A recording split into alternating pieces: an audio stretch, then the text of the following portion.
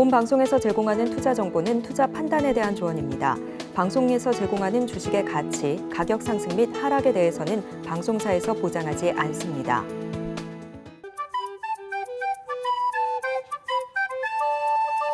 틈새에서 기회를 만들 수 있는 투자시장, 위기를 기회로 아는 만큼 보인다. 주식을 제대로 배워볼 수 있는 13시 투자스쿨 장학생 문다연입니다. 저희 13시 투자스쿨에서는요, 김선규 일타 강사님만의 전략적인 노하우를 통해서 투자에 대해서 A부터 Z까지 배워볼 수 있으니까요, 끝까지 함께해 주시길 바라겠습니다. 저희 방송 실시간으로 소통 참여가 가능하십니다. 유튜브에 서울경제TV 검색하시고 실시간 채팅 통해서 소통 가능하시고요. 24시간 함께해 주시는 방법도 있습니다. 아래 보이시는 노란 톡방 QR코드를 기본 카메라로 스캔을 하신 뒤에 링크를 클릭하시고 입장코드 1357 누르시거나 문자샵 0082번으로 김선규 보내주시면 되고요. 방송 중에만 입장하실 수 있다는 점도 다시 한번 강조를 드리도록 하겠습니다. 입장하시는 선착순 30분께 저희가 선물도 준비를 하고 있습니다. 반도체와 AI 플랫폼 테마 그리고 에너지 전기 자동차 테마에 대한 분석 자료집도 선착순으로 나눠드리고 있으니까요. 궁금하신 분들은 모두 노란톡방 통해서 받아가시면 좋을 것 같습니다. 저의 간판 얼굴이시죠? 김선규 전문가님 바로 인사드려보겠습니다. 전문가님 안녕하세요. 안녕하세요. 안전한 확실한 투자의 김선규입니다. 네, 지금 우리 모두 이제 지금까지 해가지고서는 생각보다 많이 힘들었던 장을 조금 나왔습니다. 그리고 또다시 AI가 다시금 드라이브업하고 있는 이런 좋은 시장에 와 있는데, 자, 그런 가운데서도 상당히 좀 불안하죠. 이게 혹시 또 언제 떨어질지 모른다, 그런 생각을 하시는 분들도 있을 수 있어요. 자, 13시 투자 스쿨과 함께 여러분의 투자를 책임지겠습니다. 네. 14시 투자스쿨에서는요, 코스피, 코스닥 국내 증시뿐만이 아니라 미국 증시와 중국 증시까지도 살펴보고 있습니다. 일단 지난주에 국내 증시 조금 하락폭을 보였던 거에 비해서 이번 주는 양호한 흐름, 바닥 다지는 흐름들을 보여주고 있는데 자세한 시황부터 짚어볼까요? 네, 지금 보시면은 생각보다 그래도 오늘 코스피하고 코스닥 상당히 강하게 지금 좀 들어왔습니다. 초반에 들어오다가 약간 좀 이제 내려왔는데, 자, 보시면은 코스피 지금 현재 7.91포인트 상승해 있고요. 그 다음에 코스닥은 0.04포인트, 지금 조금 이제 오락내락 하다가 보합권에서 지금 움직이는 이런 모습 보여주고 있습니다. 자, 즉 무슨 얘기냐면요. 다시금 코스피 쪽에 있는 반도체하고 그 다음에 여기에 관련되어 있는 다른 종목들을 중심으로 해가지고 움직이는 걸 볼 수가 있고, 이에 대해서 비해서 코스닥은 아직까지는 약간 가는 방향들이 상당히 빠르게 여기저기로 해가지고 테마를 따라 움직이는 그런 모습을 보여주고 있다, 이런 특징이 있습니다. 자, 코스피 현재 9.32포인트 올라갔고, 그 다음에 코스닥 0.28포인트 약간 내려간 모습이고요. 그러면 먼저 수급부터 보겠습니다. 코스피 수급을 먼저 보시면은, 자, 오늘 보시면은 지금 기관이 강하게 사는 모습을 보고 있네요. 자, 개인은 1,484억 원 매도, 외국인 124억 원 매도 이렇게 돼 있고, 기관이 지금 현재 1,457억 원을 강하게 지금 매수를 들어가고 있습니다.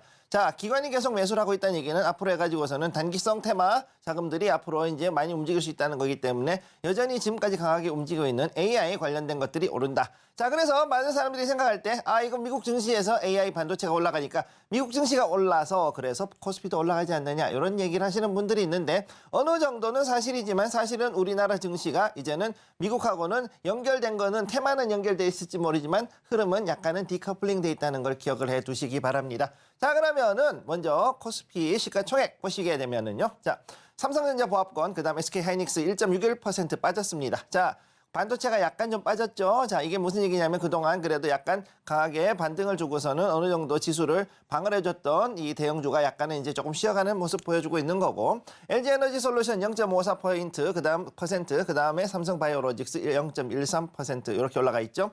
자, 이제 2차전지에 약간 좀 자금이 몰렸다가 또다시 빠지고 들어갔다 빠지고 해가면서 오히려 지금 강하게 빠지는 하락 추세가 지금 나오고 있는 걸 볼 수가 있고, 거기에 비해 삼성바이오로직스, 즉 여기서는 이제 이 상승을 해야 되는데 오히려 상승하지 못하고 약간씩 눌리고 있는 그런 모습을 볼 수 있다, 이렇게 말씀드리겠습니다. 자, 그러면 코스닥 수급을 일단 한번 보시게 되면은요, 코스닥 수급을 일단은 지금부터 보겠습니다. 코스닥 지금 우선은 외국인이 많이 팔고 개인하고 기관이 어느 정도 비슷하게 지금 매수세가 들어오고 있는데, 개인은 370억, 기관 261억이 매수가 들어왔습니다. 거기에 비해 외국인은 550억 원이 지금 매도세가 나오고 있는 상황이고요. 생각보다 수급 자체는 그렇게 크지가 않은 모습을 보여주고 있습니다. 화요일장이기 때문에 상당히 활발할 거라고 생각했음에도 불구하고 생각보다 미국장이 많이 올라가지 않았기 때문에 약간 조금 그 부담을 느끼는 것 같아요. 자, 그래서 코스닥에서 현재 시가총액 상위 종목들을 일단 살펴보게 되면은 먼저 에코프로비엠 어제에 이어서 또 1% 빠졌습니다. 1.01%. 그다음 에코프로 0.97%. 이제 낙폭은 좀 줄였습니다만 그래도 이 2차 전지에 관련돼 가지고서는 여전히 많은 그 투자자님들께서 상당히 지금 속상해하시는 부분이 좀 있을 거라고 생각을 하는데 어찌 됐든 지금 여기 상태에서 가격뿐만 아니라 기간적으로도 약간 좀 조정이 올 수 있다는 것을 기억을 해 두시기 바랍니다. 자, LNF 0.51% 상승, HLB 지금 많이 올라갔죠? 3.66%, 제약바이오가 지금 올라갔어요. 그리고 HPSB도 지금 7.52% 이렇게 강하게 상승하는 모습 보여주고 있습니다. 네, 일단 수급적인 부분에서 기관들의 매수세가 이어질 수 있을지 체크를 해보도록 하고요. 장 초반까지만 하더라도 반도체주들 조금 조정을 보이나 싶었는데 다시금 오후장 들어서 강세 흐름 이어지고 있습니다. 2차 전지 역시나 어제 비슷하게 하락 흐름 이어가고 있고요. 일단 이번 주 같은 경우는 SK하이닉스나 포스코 홀딩스들의 실적 발표가 있기 때문에 이런 실적 장세도 체크를 해보도록 하겠습니다. 미국 증시와 함께 중국 증시도 짚어볼 텐데 미국 같은 경우는 어제 S&P 500 지수가 또 다시 한번 2년 만에 최고치를 경신을 했거든요. 자세한 흐름 짚어주실까요? 자, 그럼 지금부터 글로벌 시황 한번 보겠습니다. 미국 시황이고요. 자, 미국은 일단 올랐다고 하는데 이게 조금 겁나는 자리예요, 여기. 자, 오르긴 올랐는데 0.3% 정도 이 0.2, 0.3% 선에서 조금 올라가고 좀 겁나는 자리에 와 있다. 자, 신고점 올라가면은 겁 없이 올라가는 자리가 있는데 여기에서는 지금 현재 약간 겁나는 자리가 왔다. 왜? 지금 4분기 실적이 지금 대기 중입니다. 4분기 실적 대기예요. 네. 실적 대기 중이기 때문에 지금부터가 진짜인데 자 이번 주에 있는 거 테슬라라든 넷플릭스하고 테슬라 뭐 이런 종목들 오늘 쭉 나오죠. 자 그런 것들 때문에 지금 겁나는 자리 이렇게 되어 있고 그다음에 중국 같은 경우는 여기다가 또 이 리창 총리가 해놓고서는 또 이번에는 대출금리가 동결됐죠. 네. 기준금리가 동결이 돼버렸기 때문에 이게 내려가줘야 한마디로 그 돈이 좀 풀리고 그리고서는 이제 어느 정도 경기가 좀 풀리지 않을까라고 기대를 했는데 이제 중앙정부에서는 대출금리를 동결해버렸습니다. 대출금리가 왜 안 내려가냐고 이래가지고서는 사람들이 이것 때문에 더 패닉이 와가지고 지금 증시가 바닥을 깨고 내려간 그런 모습 보여주고 있습니다. 자 그러면은 일단은 자 첫 번째 미국 증시 그래프부터 보죠. 자 차트부터 보겠습니다. 자 차트 자 미국 증시예요. 자 미국장 여기 보시면 올라갔습니다. 3일 연속 올라갔죠. 그다음 여기도 올라갔는데 여기는 음봉. 자 여기서 제가 말씀드린 게 나스닥이 그래서 약간은 겁나는 자리라고 얘기한 게 여기에서 음봉으로 상승 마감했어요. 음봉 상승. 자 그리고 세 번째 S&P 500 역시 마찬가지 음봉의 상승. 자 왜 이게 이렇게 됐느냐? 바로 필라델피아 반도체 지수가 똑같이 움직이죠. 예. 즉 나스닥을 지금 현재 드라이버하고 있는 게 뭐냐면은 다른 게 아니라 바로 반도체. 네, 반도체, 그 다음에 AI. 반도체와 AI죠. AI죠. 자, 엔비디아가 아무튼 여기에 대해서 가장 큰 프로밥을 할 수 있는 그런 그 동력이 되었다고 보고 있는데, 자, 엔비디아, AMD. 엔비디아, AMD. 얘네들이 지금 현재 드라이브업을 하고 있어요. 그리고 나서 그 다음 여기에 관련되어 있는 반도체 관련 종목들. 자, 여기에 대해서 AMAT, 자, Applied Material. 그 다음에 램 리서치, LRCX, 램 리서치, 그 다음에 KLA, 클라크 이렇게 셋이가 있는데 얘네들이 지금 또 어느 정도 드라이브업을 해준 경우도 있습니다. 자, 그래서 앞으로 반도체, 특히 비메모리 AI 칩 관련된 것들이 뜰 것이다라고 얘기를 하고 그런 부분이 있어서 지금까지 올라갔는데 이제 올라가는 게 조금 겁나네. 이게 이 정도까지 올라가도 되나? 그것도 갭 상승했죠. 여기 이 자리 이렇게. 그러니까 이 갭을 어느 정도는 메꾸기에서 조금 조정이 올 수도 있지 않을까. 자. 거기다가 지금 실적이 생각보다 실적은 좋은데 실적 오케이. 근데 가이던스 너희들이 봤을 때 앞으로 돈 벌 수 있겠니? 했을 때는 글쎄요가 된 상황이죠. 지금 그런 상황이다 보니 이게 쉽지 않은 자리다 이렇게 말씀드릴 수가 있고요. 자 그래서 다음으로 일단은 보면은 조금 금방 얘기하자면은요. 오늘의 중요한 종목 바로 넷플릭스. 자 브라이전, 자, 넷플릭스, 브라이전 얘네들 둘이가 가장 중요하고요. 그 다음에 여기에 텍사스 인스트루먼트 얘네들도 지금 요거 반도체 관련 종목이죠. 이렇게 해서 보시면 되고요. 그 다음에 여기서 이제 봤을 때는 자 오늘에서 이제 제일 봐야 될 건 요 세 가지. 그 다음에는 방산주들이 있고 이렇게 해가지고서는 여러 가지 산업 종목들이 나오고 있습니다. 이게 제가 분명히 말씀드렸지만 이전과는 상당히 확연히 다르게 조금 그 실적 시즌이 조정이 돼 있다. 원래 기술주가 와야 될 자리. 기술주가 와야 할 때 자리를 지금 현재 다른 종목들이 여기를 산업 종목들이 커버하고 있다. 이렇게 보시면 되죠. 그래서 내일 나오는 테슬라, 에스몰, IBM, 자 이런 것들 그리고 여기에 램 리서치, 자 이런 종목들이 앞으로 어떻게 움직일 것인가. 이번 주에 가장 큰 핵심은 바로 오늘하고 내일에 있을 이 미국의 실적 발표가 특히 중요하다. 이렇게 보시면 되겠고 그 다음에 목요일에 인텔까지 이렇게 봐주시면 되겠습니다. 자, 그 다음에 그리고 KLA가 있군요. KLA까지 이렇게 해서 화, 수, 목 2, 3일 동안에 미국의 증시의 실적이 어떻게 될 것인가 중요합니다. 다음으로 자, 요거 넘어가고요. 자, 중국 증시 잠깐 보게 되면은 중국은 간단합니다. 떨어졌어요. 쭉쭉 빠졌어요. 상하이 A하고 션전 A, B 전부 다 지금 기준점에서 밑으로 내려왔습니다. 자, 그만큼 지금 현재 봤을 때 경기에 대해 가지고서는 사람들이 좀 더 이제 좀 침체가 올 수 있다. 디플레이션의 공포가. 자, D의 공포가 있다. 이렇게 지금 보고 있는 거기 때문에 여기에서 과연 이제 그 정부가 어떤 그 추가적인 대책을 내놓을 것이냐에 따라서 증시는 올라갈 수도 있고 내려갈 수도 있는 그런 상황에 와 있다. 이렇게 보시면 되겠습니다. 미국 증시에서 우리가 중요하게 봐야 될 실적 발표 일정들 체크를 해주셨고요. 중국 증시 같은 경우에는 디플레이션 우려감까지 저희가 체크를 해봤습니다. 일단은 국내외 시황 모두 짚어주시는 전문가님이시기 때문에 간밤 사이에 어떤 일들이 있었는지 미국장도 함께 분석해보고 싶으신 분들은요. 노란톡방 통해서 분석 받아보실 수가 있고요. 방송 중에만 QR코드 띄워드리기 때문에 방송 끝나시면 입장하실 수 없다는 점도 말씀을 드리겠습니다. 입장하시는 모든 분들, 아니 30분께 저희가 선착순으로 선물을 준비하고 있는데요. 이 에너지와 자동차 전기 테마 그리고 반도체 AI 플랫폼 테마에 대한 김성규 전문가님의 직접 담긴 그 노하우가 담긴 이런 자료집도 받아가실 수 있다는 점도 안내를 해드리도록 하겠습니다. 저희와 함께 하실 수 있는 방법 다시 한번 화면으로 만나보겠습니다.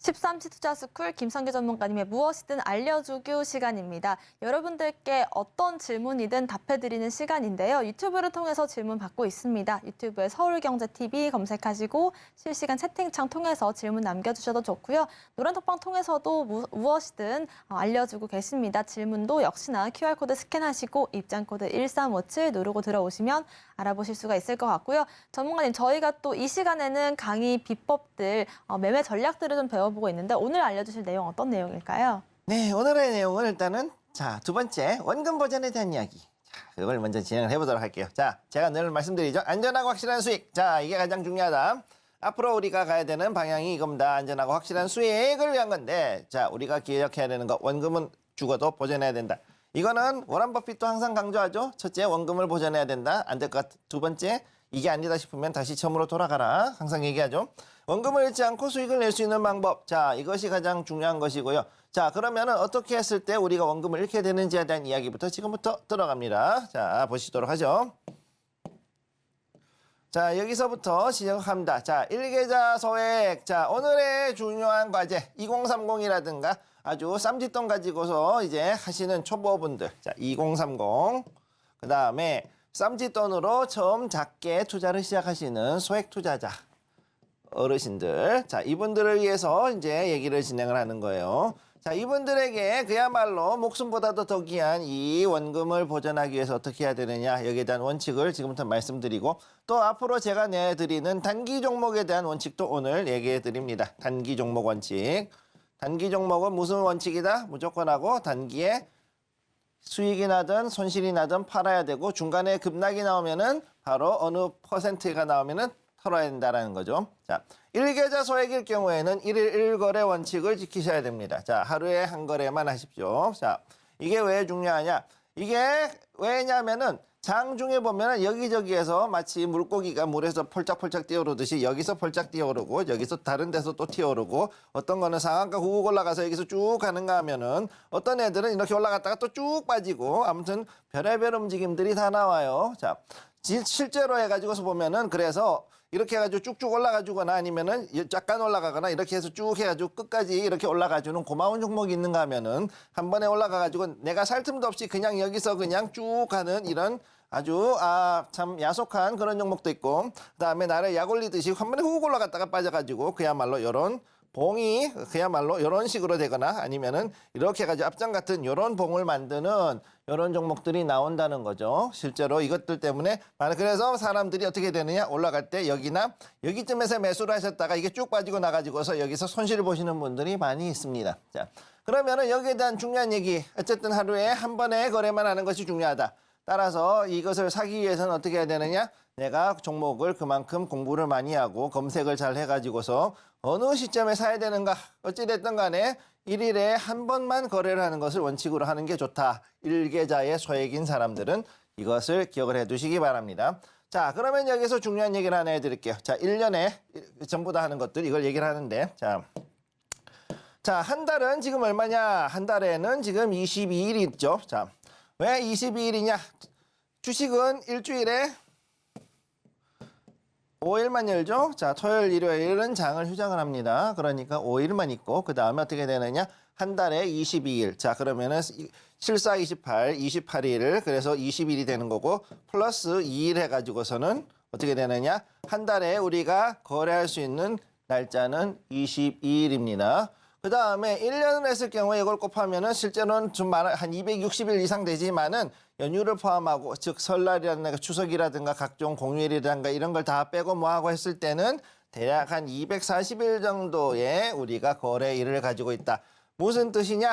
내가 어떤 거래를 할 때 일계좌 소액을 가지고 계신 분들 같은 경우에는 1년에 총알 240발만 가지고서 쏴야 된다라는 것을 뜻하는 겁니다. 자, 총알 240발.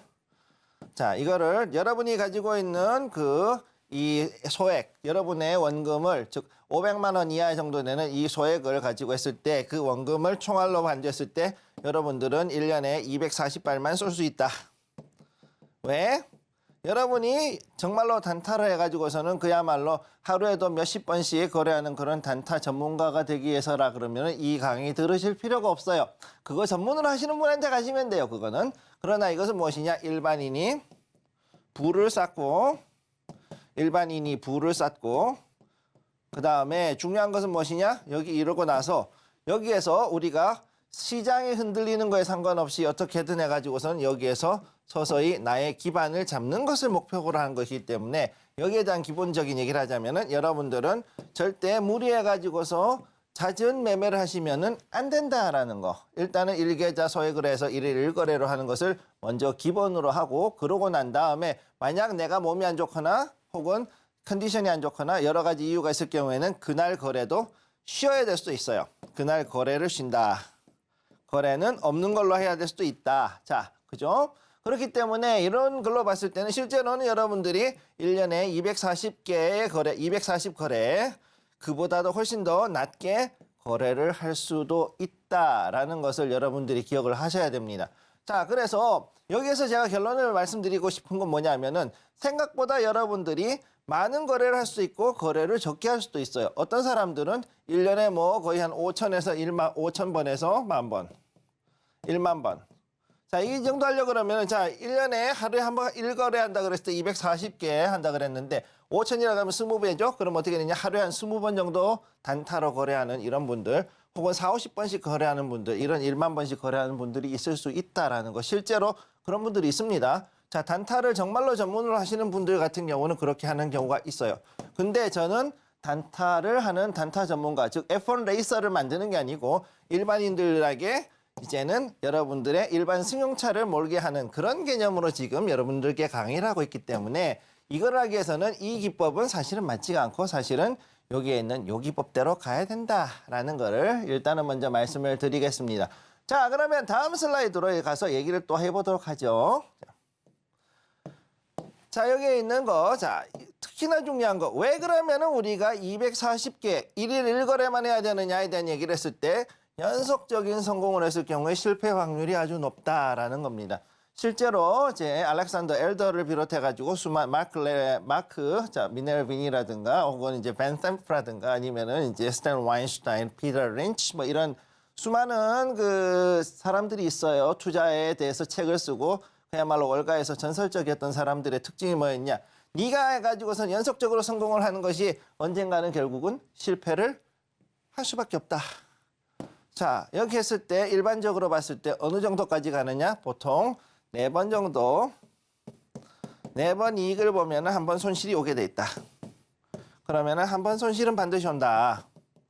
요것이 지금 통계적으로 나왔습니다. 이걸 누가 잡았느냐? 마크 미네르비니라는 사람이었어요. 미네르비니가 이런 얘기를 했어요. 자, 그렇기 때문에 이 사람이 얘기하는 걸로 딱 봤을 때, 자, 여러분들이 자, 최소한 일주일에 하루 정도는 분명히 손실 보는 날이 나온다는 겁니다. 어떻게 되느냐? 그래서 자, 일단은 자, 중요한 거 하루에 2%, 2% 이렇게 손실 보다가 하루에 한 번 정도 해가지고 마이너스로 해가지고서는 한 3% 정도 까졌다. 이렇게 손실이 나고서 여러분들이 손절을 했다고 했을 경우 그러면 여러분 얼마를 버느냐? 2 플러스 2 플러스 2 플러스 2. 자, 이렇게 되는 거죠. 자, 이렇게 벌었다가 8% 벌었다가 3% 까졌으니까 그 한 주는 어떻게 되냐? 5%를 번다. 이런 식으로 해가지고서는 곱했을 때, 이렇게 했을 때 이게 한 달이 되었을 경우 대략 한 24% 정도의 월 24%의 순이익을 보장하는 것이 바로 이런 식으로 간다라는 겁니다. 정말 근데 웃기는 건 뭐냐면은 이거 이 2%, 하루에 2%를 우습게 보는 사람들이 있는데 하루 2% 버는 거 절대 쉽지가 않아요. 자, 그리고 이렇게 해가지고 갔을 때 손실이 또 하다가 보면은 이건 어디까지나 통계적인 이야기지 실제로 재수가 없을 경우는 무슨 일이 벌어지느냐? 계속 마이너스 2%만 계속 납니다. 마이너스 2%만 계속 나든가 아니면은 심지어 조금 잘못했다 그러면은 5에서 6% 마이너스는 그냥 5에서 6% 마이너스 나는 거는 그냥 순식간에 납니다. 예. 그런 것들이 있기 때문에 사람들은 여기에 대해 가지고서는 어떻게 되느냐? 우리는 이론과 훈련을 통해 가지고 정확히 훈련을 통해 가지고 자, 손실의 그 금액 차이를 줄이는 것을 즉 손실을 줄이는 게 최대로 목표한다.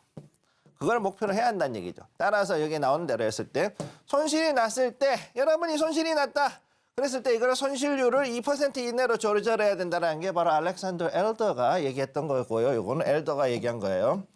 이건 엘더는 이런 식으로 얘기를 했어요. 자, 그렇기 때문에 이거를 맞춰주고 그 다음에 전체 금액에서 6% 이내로 떨어져 6% 정도 손실이 났다. 그랬을 때는 일단은 너희가 머리를 식히고서는 그리고 거기서 너의 거래를 멈춰라. 즉 트레이딩을 멈춰라 라는 얘기를 할 수밖에 없는 게 이 상태에서는 여러분들의 마인드와 그 다음에 모든 것들이 흔들리는 상태이기 때문에 그래서 이것들을 지정을 해주는 겁니다.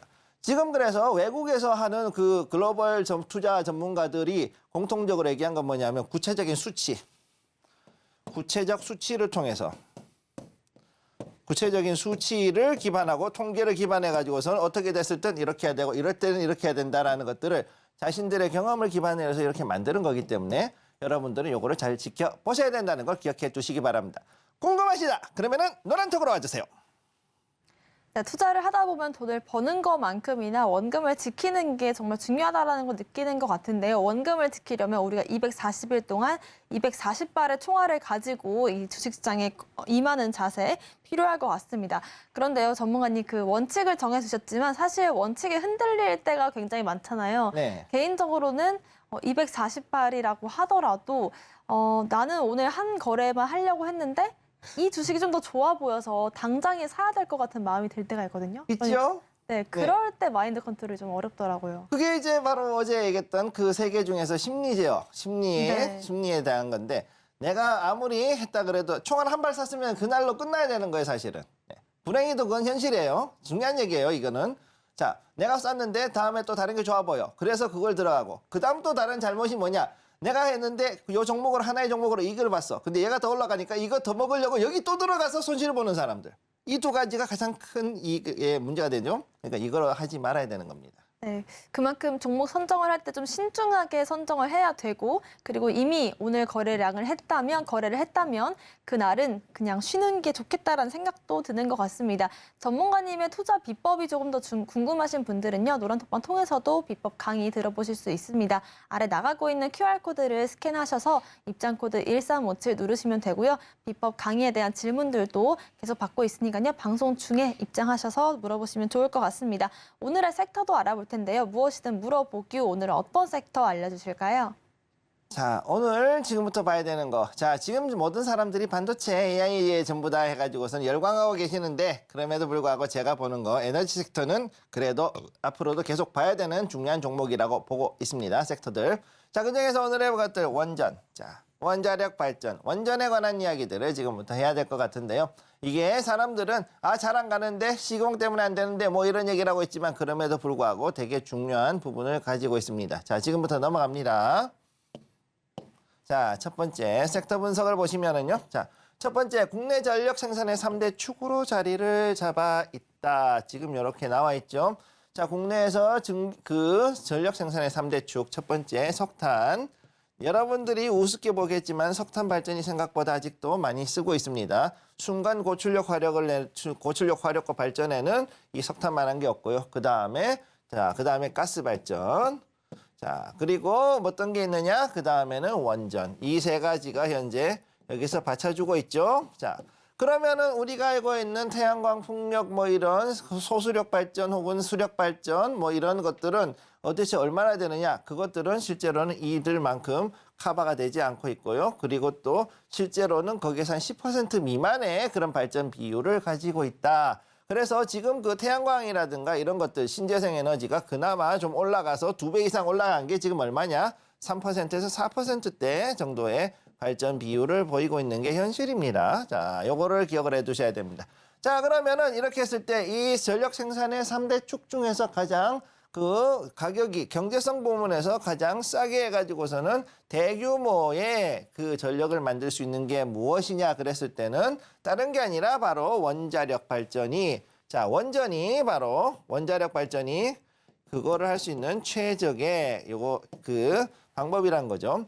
많은 사람들은 여기에 대해 가지고서 이것이 이게 그 폐기물에 대한 관리 비용이라든가 혹은 나중에 원전을 폐기할 때에 그 들어가는 비용 이런 걸 계산하지 않고서 얘기했다라고 얘기하고 있지만 근데 웃기는 얘기를 하나 해드리자면은 여기에서 억지로 해가지고서는 안전성을 어느 정도 담보한다고 가정을 했을 때 이 원전을 가지고서는 계속해가지고서는 수명 연장이란 걸 하죠. 자, 수명 연장. 자, 한마디로 얘기해서 기존에 한 30년 돌리면은 이제는 폐로를 해야 되는 그 발전을 한 10년, 20년 더 연장해서 씁시다. 이렇게 해가지고서는 거기다가 안전성 확인하고 거기다가 또 내부 보강하고 이런 식으로 해가지고서는 계속 돌리는 그런 것들을 우리나라만 그런 게 아니고 전 세계가 지금 이렇게 해가지고서는 원자력 발전하는 곳은 이렇게 운영을 하고 있습니다. 자, 그래서 미국이 지금 현재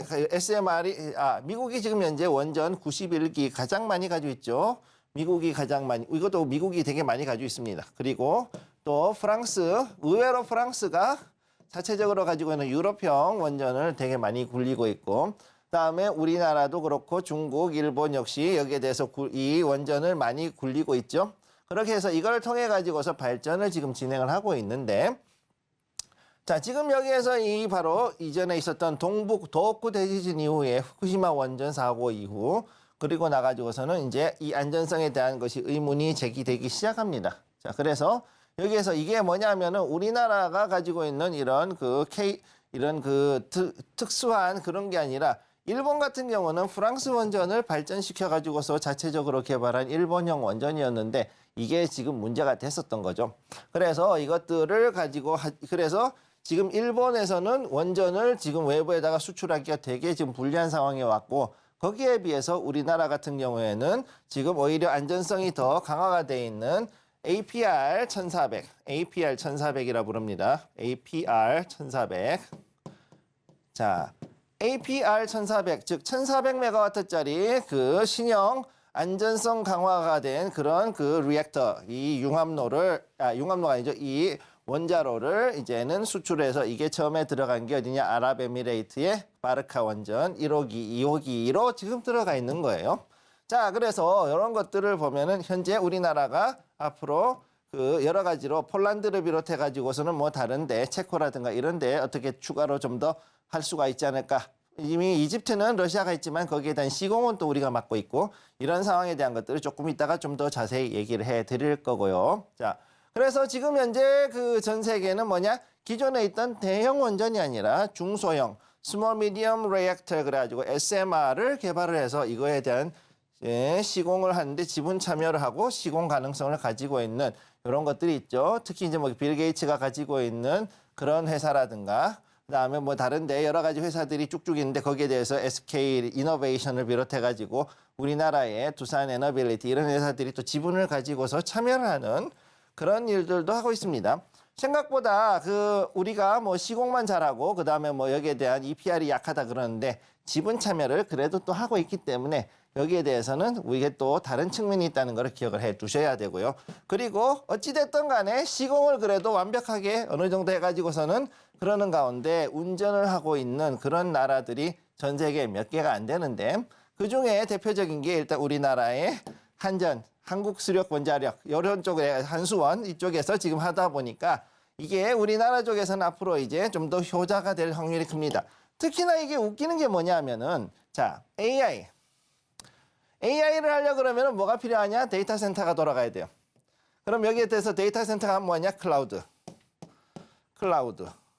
자, 얘네들의 특징이 뭐냐? 자, 이 세 개가 특징이 뭐냐면은요. 그야말로 전기 먹는 하마 그리고 엄청난 열을 만들어내는 열과 이 데이터 센터와 클라우드 서비스 그다음에 여러분들이 좋아하는 유튜브나 넷플릭스 스트리밍을 진행하셨다. 그럼 무슨 일이 벌어지느냐?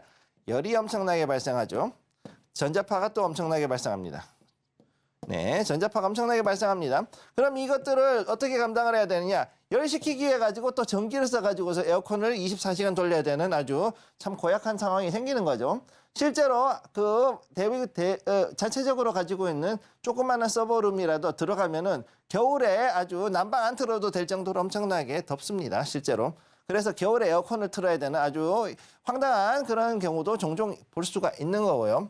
자, 그래서 이걸 어떻게 해야 되느냐? 이거를 커버하기 위해서는 이제는 이것들이 이제 확장이 또 돼요. 왜? AI 하려고 그러면 그렇게 해야 되고 VR도 들어갈 거고 비전 프로 아무튼 꿈과 희망의 그 IT 산업을 키우기 위해서는 어쨌든 전기가 그만큼 더 많이 들어가야 되는 현실이고 그런 가운데서 이걸 하기 위해서는 결국은 어떻게 되겠느냐? 어떻게 해야 되느냐? 결국은 신규 원전을 더 지을 수밖에 없다. 이거 제가 한 얘기가 아니고요. 다보스 포럼에서 며칠 전에 이 얘기가 나왔어요. 최소 원전 10개 이상 지어야 돼 라는 얘기가 지금 나와버렸어요. 그러니까 어떻게 되느냐? 결국은 IT가 발전하면 할수록 자 결국은 그만큼 원전 산업도 그만큼 발전할 수밖에 없는 아이러니가 왔다. 신재생 에너지로 커버하면 되지 않겠느냐? 그거 가지고 커버하기에는요. 이게 저장 장치가 신통찮습니다. 저장이 신통찮다. 자, 그래서 이게 문제가 되는 거죠. 그래서 현재로서 현실적인 대안이 바로 원전이 된다라고 여러분들께 말씀을 드릴 수가 있는 거예요. 자, 그러면 다음으로 넘어가서 자, 그러면은 여기에 대한 이슈 좋은 점도 있고 나쁜 점도 있고 그렇지만 자, 그러면 원전 섹터로 봤을 때 대한민국 원전 섹터 과연 시공 말고 다른 건 뭘 잘하냐? 자, 2031년까지 우리나라에는 제대로 된 방패장이 건설이 돼야 됩니다. 즉 고준위 방패장.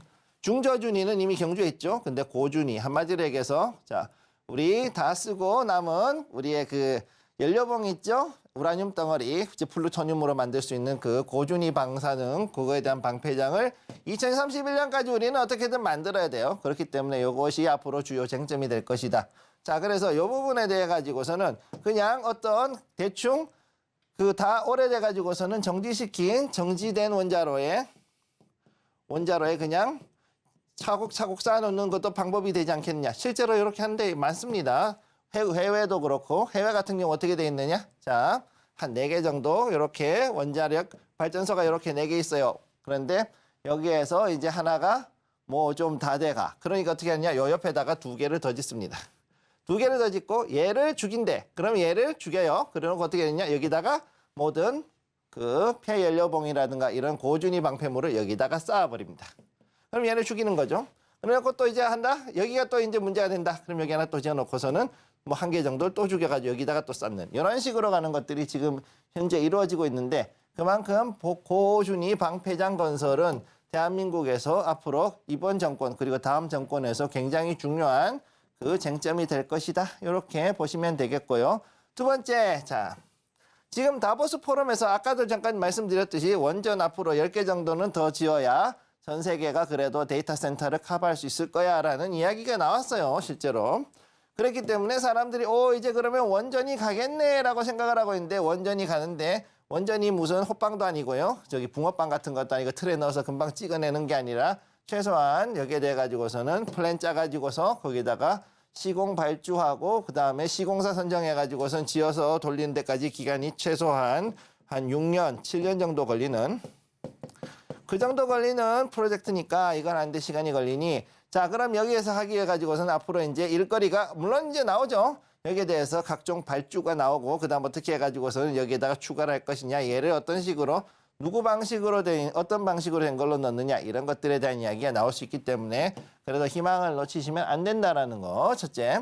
그다음에 두 번째로 시공 경험이 있는 회사가 드물어서 이거는 건설조에는 호재. 자 건설주 중에서 대형 회사들 있죠. 우리 그 현대건설, 그다음에 GS건설, 그다음에 DLENC 뭐 옛날 대림산업 같은 그런 회사, DLENC나 뭐 이런 회사들, 즉 시공 경험이 있는 회사들이 여기에 대해서 당연히 이제 어느 정도 득을 보지만 지금 현재 우리는 그런 걸 봐야 되는 게 아니죠. 자, 우리는 뭐를 봐야 되느냐? 자, 첫 번째 EPC라고 그럽니다. 이거를 건설로 봤을 때 EPC라 그러는데, 자, EPC 엔지니어링 설계. 한전의 3대주 한전 삼형제. 자, 한전 있고요. 한전 산업, 그다음에 한전 KPS 뭐 이런 거 있죠? 그런 것들. 그다음에 P는 뭐냐? 프로큐어먼트. 자, 이게 뭐냐? 여기에 대해 소부장 관련주. 예. 그다음에 소부장, 원전 소부장. 그다음 세 번째 건설. 건설이 바로 여기 있는 이 시공사가 되는 거예요. 자, 그렇기 때문에 자, 우리는 원전 섹터라 그랬을 때는 크게 세 가지. 첫 번째 설계 부문에 대한 것들. 그다음에 여기에 대한 소부장. 그다음에 시공사. 이 세 가지를 같이 봐가지고 과연 어떤 것이 어느 시점에서 과연 잘 돌아갈 수 있을 것인가 이거를 잘 지켜볼 필요가 있다. 이렇게 말씀을 드리고요. 자 그리고 마지막에 지금 우리가 원전 수주가 안 되었느니 안 되느니 니 탓이니 내 탓이니 그리고 싸워봤자 걱정 안 하셔도 됩니다. 왜? 시공하는 제대로 한 회사가 별로 없죠. 여러분들 생각했을 때 과연 중국 업체가 이거 원전 시공한다 그럼 여러분 이거 믿고 맡기실 수 있겠어요? 지금 현재 수준에서. 물론 중국이 대략 50기 이상의 원전을 지금 만들어가지고 우리 서해 앞바다에서 열심히 굴리고 있습니다만 그럼에도 불구하고 이 원전 뭔가 좀 깨름직하죠. 자, 이제 컨트리 디스카운트라고 그러는 건데 한마디로 아직 중국에 대해서 이만큼의 기술적으로 신뢰가 아직까지 없는 상태이기 때문에 우리가 수주를 못하더라도 전체적인 프로젝트 수주는 안 되더라도 시공 부문에서 결국은 우리나라에 와가지고서는 하는 경우가 많다라는 거. 그렇기 때문에 이 시공에서의 관련된 것들이 어떻게 나오느냐 이걸 좀 더 잘 지켜볼 필요가 있겠다 이렇게 말씀을 드리겠습니다. 자 그럼 마지막으로 잠깐 차트 한번 보죠. 간단한 차트. 사지 마세요. 자 한전기술. 자 한전기술 보면은 쭉 해가지고서 올라갔다가 지금 여기서 떨어지고 자 한전기술은 그냥 원전만 하는 건 아니고 대부분의 전력 사업 자체를 합니다. 그거에 대해 가지고서 엔지니어링 하는 데죠. 엔지니어링 하는데요. 자 그래서 이렇게 가지고 올라가서 오르락 내리락 하면서 조금 기복을 타긴 했지만 이 사이클을 잡고서는 다시금 올라가는 자리에 와 있다. 자 무슨 얘기냐? 이제는 원전을 통한 사이클이 한 번 더 나올 수 있는 그런 자리에 와 있는 거를 보실 수가 있겠습니다. 자 그러면은 원전에 대해서 혹은 그 이외에도 다른 에너지에 대해서 궁금한 게 있다. 궁금하시면 노란톡으로 와주세요. 네, 오늘은 원전 기술 관련된 섹터들 분석 들어봤는데요. 섹터 공부를 한 만큼 추가적인 복습도 시간을 가져보겠습니다. 복습 시간은 저희가 노란톡방 통해서 가져보고 있고요. 이 섹터에 대한 궁금증들 노란톡방 통해서 질문도 받고 있으니까요. 아래 보이시는 노란톡 QR코드를 스캔하시고 입장코드 1357 누르고 들어오시면 좋을 것 같습니다. 원전 테마뿐만이 아니라 저희가 올 상반기에 유망하게 보이는 테마에 대한 분석집도 준비를 하고 있습니다. 보이시는 것처럼 AI 플랫폼 그리고 반도체 섹터들 그리고 에너지와 자동차 전기 테마에 대한 김선규 전문가님의 인사이트가 녹아져 있는 자필의 어떤 그런 자료집이다라고 할 수가 있겠고요. 지난주에 모두 업데이트를 마친 상태이기 때문에 선착순으로 30분들께 저희가 무료로 나눠드리도록 하겠습니다. 아래 보이시는 노란톡 QR코드 스캔하시면 되고요. 방송 중에만 입장하실 수 있기 때문에 이 QR코드 스캔하시고 입장코드 1357 누르고 들어오시거나 문자샵 0082번으로 김선규 남겨주시면 저희와 함께 섹터 분석 추가적으로 이어가실 수 있습니다. 오늘 강의 내용 화면으로 정리해 보겠습니다.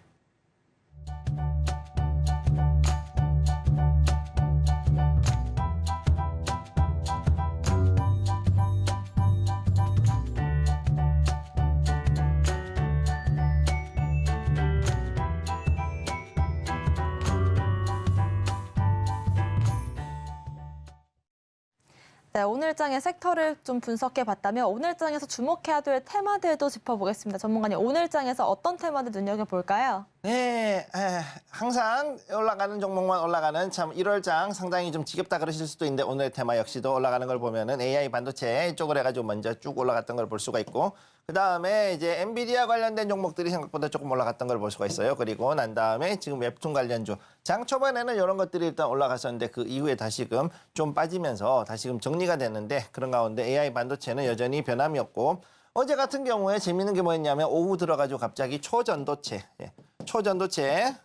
이 관련된 테마들이 갑자기 튀어 올라가지고서는 상당히 좀 당혹스럽기도 했습니다만 아무튼 요거는 저는 개인적으로 추천 안 한다는 거 미리 말씀드립니다. 자, 종목 보시면은 태성, 유니캐스트, 그다음 미스터블루 이렇게 3개 종목을 제가 지금 가지고 왔고요. 요게 장 초반에 상당히 강하게 올라갔던 종목들이 되겠습니다. 자, 그러면은 지금부터 이제 한번 차트를 보면서 이야기를 해보도록 하죠. 자, 첫 번째. 자, 요거 태성입니다. 태성. 요거는 이제 PCB 사업인데 요거 지금 굉장히 가지고서 상당히 재밌죠. 갤럭시 링이라든가 각종 뭐 여러 가지 그 다른 종목들, 그다음 엔비디아 같은 데도 역시 이제 PCB 쓰고 있는데 이 PCB 사업이 앞으로 확장될 것이다. 이런 얘기가 나오면서 여기에 대해서 이제 소부장 관련주니까 이거를 만드는 장비 관련주인데 이게 사업이 확장되면 당연히 공장 늘어나죠. 공장이 늘어난다. 그러면은 어떻게 되냐? 설비가 늘어나니 우리는 그러면은 매출이 늘 것이다. 자, 이런 생각이 들어서 이런 소식이 들어오면서 상한가를 들어갔던 종목이고요. 최고점으로 했을 때 29.87% 이렇게 가지고 갑자기 이렇게 쭉 올라가는 이런 모습을 보여줬었습니다. 자, 근데 재밌는 게 뭐냐면 이런 상황에서도 거래량이 들어오지 않는 상태에서 이렇게 들어왔기 때문에 여기에서 이렇게 들어온 거는 실제로 상당히 강한 그 실제 매수세가 들어왔다. 자, 나는 이거 샀을 때 이거 사는 게 좋을 것 같다라는 식으로 볼 수가 있는 거죠. 자, 그래서 보통 이런 식으로 해서 짱대 양봉이 나올 때 이렇게 올라오는 거에 비해서 지금 이렇게 들어왔다는 거는 굉장히 좀 실제적인 그 장기 보유하시는 분들이 들어왔다라고 보시면 되겠습니다. 자, 다음으로 넘어가도록 하죠. 자, 두 번째 보시면 유니퀘스트. 자, 유니퀘스트 종목 요거는 이제 엔비디아 관련주인데요. 자, 엔비디아 AI 엣지 컴퓨팅에 지금 이제 여기에 참여를 하기로 했다. 자, AI 관련해가지고 칩이 있는데 이 칩에 대해서 이제 참여를 하기로 했다는 소식이 나오면서 결국은 급등을 했어요. 거의 뭐 상한가 근처까지 간 그런 종목인데 지금 최고점이 얼마였냐면 29.57%까지 올라갔다가 쭉 빠지는 이런 모습 보여줬었습니다. 자, 이게 뭐냐면은 이렇게 갔을 경우에는 보통 이런 거는 이제 그 전에 자, 테마주, 진짜 테마주죠. 그래가지고서는 이제 여기에 대해 가지고서는 미리 알고 있는 사람들이 해가지고 뛰어 올렸을 확률이 있다. 자, 이때 한번 이미 잠깐만요. 자, 여기 보면 이미 한번 해가지고서는 이렇게 들어와 있는데 여기서 갭상승해가지고 출발해서 이렇게까지 올라갔기 때문에 굉장히 이 뉴스는 어느 정도는 좀 내부에서 봤을 수도 있다. 개인적으로는 좀 그렇게 보고 있습니다만은 뭐 그래도 제가 봤을 때 이 급등주 여전히 AI 관련된 걸로 해가지고 띄우는 거기 때문에 앞으로 AI 관련해가지고서도 1월 말까지 즉 우리는 이달 말까지는 상당히 AI 관련된 그 테마들은 상당히 좀 단기적으로 오르락내락하면서 순환매를 볼 수 있다는 거 기억을 해두시고요. 세 번째입니다. 세 번째 여기 보시면 미스터블루 자 만화책하고 웹소설 관련 종목이죠. 자 이게 카카오하고 연결돼가지고 했었는데 특히 웹소설 부문에서 매출이 상당히 잘 나왔다. 이제 보통 만화로 해가지고 했었고 그 다음에 그 동안에는 웹툰 회사로는 처음으로 상장했던 종목인데 의외로 이번에 소설 쪽으로 이제 어느 정도 또 들어가서 이쪽이 매출이 잘 나오면서 급등을 했다.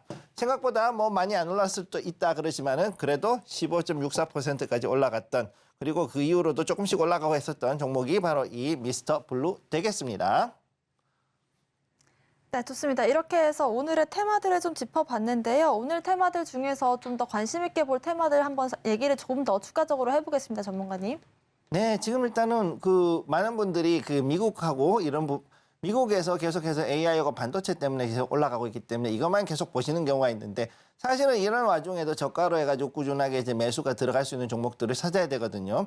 가장 중요한 거는 뭐냐면 그런 경우에는 보통 이제 우리가 생각할 때는 제약바이오가 가지 않을까 이런 생각을 했었는데 근데 제약바이오가 생각보다 지금 안 가고 있잖아요. 그러니까 이거 무슨 문제가 있는 거 아니냐 그러고서는 또 지쳐가지고 나가 떨어지시는 분들이 종종 있어요. 근데 절대 그러시면 안 되고 일단 지금부터 해가지고서는 하나의 파동이 지나고 난 다음에 다음 파동이 나올 때까지 자 다음 파동이 나올 때까지를 기다렸을 때 요 기간에 지금 우리가 걸려 있으니까 요거에서 여러분들은 절대 물량을 놓치지 마시고 서서히 필요한 만큼을 이제 확보를 하시기를 그렇게 권해드리겠습니다.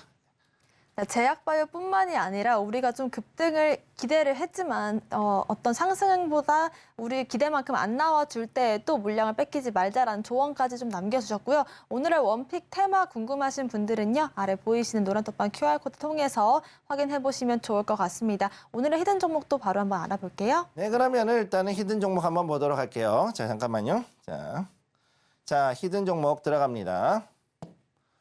자, 여기서 봤을 때 오늘의 히든 종목, 오늘은 미국 종목이에요. 미국 종목. 요거는 좀 중장기로 좀 끌고 갈 수 있는 그런 종목인데, 자, 미국의 교육 소프트웨어 관련 종목, 이게 언제 나왔느냐? 코로나 이후에 되게 많이 나왔습니다. 2020년 코로나 이후에 상당히 많이 나왔던 종목이고, 자, 그래서 보시면은, 자, 교육 전자 솔루션이면서 또 AI하고 결합할 가능성이 있다. 자, 무슨 얘기냐? 땅 넓고 사람이 생각보다 적은, 땅은 엄청나게 넓고 인구가 물론 많긴 하지만 생각보다 인구가 거기에 많이 모여 있지 않고 흩어져서 살고 있는 미국의 경우에 자, 어떻게 되느냐? 여기에 대해서 온라인으로 교육을 하는 게 중요해졌다. 자, 그래서 온라인 교육이 중요해졌는데 문제는 2020년 코로나가 터지고 나가지고서 팬데믹 당시에 학교를 못 가는 애들이 전부 다 패드를 들고 아니면은 노트북을 들고서 자기 집에서 책상에서 선생님한테 온라인 교육을 받는 것들이 엄청나게 성행을 했었죠. 그러고 나가지고 어떻게 됐느냐. 이 관련돼 있는 많은 회사들이 생겨났고 그래서 교육 전자 솔루션 이거 말고도 여러 가지가 있는데 자, 얘네들이 이제 앞으로 해가지고 어떻게 되느냐. 지금 현재 이 AI가 이제 발전이 되고 AI 칩이 늘어나면서 자, 교육 솔루션에다가 AI가 결합할 가능성이 높아졌다. 자, 이렇게 되는 거죠. 자, 그리고 특히 재밌는 거 이 종목 같은 경우는 지금 현재 적자했지만 생각보다 적자폭을 굉장히 빠르게 지속적으로 감소시켜서 아마 올해는 이게 턴어라운드가 돼가지고 흑자로 전환할 확률이 굉장히 높은 그런 회사이고요. 거기다가 추후 성장 가능성이 더욱더 높은 아주 강력한 뭐라 그래야 되냐 매출에 관련해 가지고서는 영업 전략을 굉장히 강하게 구사를 하고 있는 종목이 되겠습니다. 자, 요거 한번 보도록 하죠. 차트를 한번 보시면은요. 자, 오늘의 종목입니다. 이건 일봉이에요. 자, 보시면은 여기서 상당히 장기간 이렇게 해가지고 옆으로 횡보하고 있는 모습 볼 수 있습니다. 물론 지금까지 해가지고 교육 종목들 중에서 러셀 2000 지수에 있는 종목들은 상당히 위로 많이 가는데 그 중에서 이 종목 같은 경우는 옆으로 해가지고 횡보를 상당히 많이 하고 다지고 있는 가운데 여기서 이제 요 반 잘랐을 때 여기서 위로 올라갈 준비를 하고 있는 거죠. 자, 위로 이제 언제든지 요 안에서 이렇게 움직이다가 튀어 올라갈 준비를 하고 있다. 그래서 여기서 한번 튀어 올라가게 됐을 경우에는 자, 전 고점을 향해서 충분히 올라갈 수 있고 거기서 더 올라갈 수 있는 그런 종목이 되겠습니다. 자, 그래서 여기에서는 제가 볼 때 이제 조금 있으면은 매수 포인트가 나오는데 그 매수 포인트가 나오는 순간 제가 일때 여러분들께 요거를 제대로 말씀을 드리도록 하겠습니다. 자, 만약에 미국 종목을 하시는데 궁금하신 분들 궁금하시면은 노란톡으로 와주세요. 네, 일단은 교육 소프트웨어와 함께 요즘 핫한 그 AI까지 함께 더해질 수 있다는 점 참고를 해보시면서 오늘의 히든 종목의 종목명과 함께 가격 전략들은 노란톡방 통해서 세워드리겠습니다. 아래 보이시는 노란톡 QR코드 방송 중에만 입장하실 수가 있고요. QR코드 스캔하시고 입장코드 1357 누르시거나 문자샵 0082번으로 김선규 남겨주시면 자세한 전략 함께 세워보실 수 있을 것 같습니다. 오늘의 히든 종목 화면으로 다시 한번 정리해보겠습니다.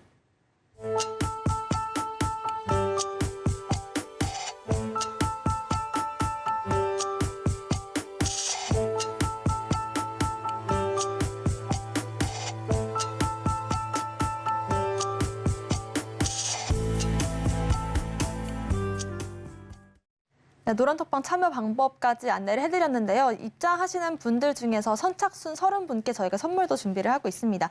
이렇게 섹터에 대한 김성규 전문가님의 노하우와 자료집이 준비가 되어 있고요. 필요하신 분들은 아래 보이시는 노란톡방 QR코드 스캔하시고 입장하셔서 요청해 주시면 저희가 나눠드리도록 하겠습니다. 오늘 방송의 핵심 내용 화면으로 정리해 보겠습니다. 13시 투자스쿨 오늘의 핵심 정리입니다. 오늘 장에서는 원자력 발전 섹터를 알아봤고요. 한전기술 차트도 확인해봤습니다. 오늘 장에서 알아볼 섹터는 AI와 반도체, 엔비디아와 웹툰 테마 주목을 해봤고요. 오늘 장의 히든 종목은 미국의 교육 소프트웨어 관련된 종목이자 AI와 결합될 수 있는 종목이었습니다. 자세한 종목명과 함께 가격 전략은 노란톡방 통해서 확인해보실 수가 있습니다. 저희가 방송 중에 드리는 정보는 전문가님의 조언일 뿐입니다. 참고만 하시길 바라겠고요. 서울경제TV와 서울경제신문을 사칭한 피해도 조심하시길 바라겠습니다. 오늘 저희가 준비한 소식은 여기까지입니다. 시청자 여러분 고맙습니다.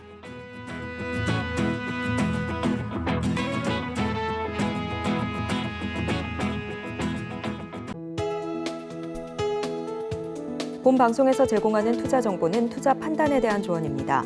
방송에서 제공하는 주식의 가치, 가격 상승 및 하락에 대해서는 방송사에서 보장하지 않습니다.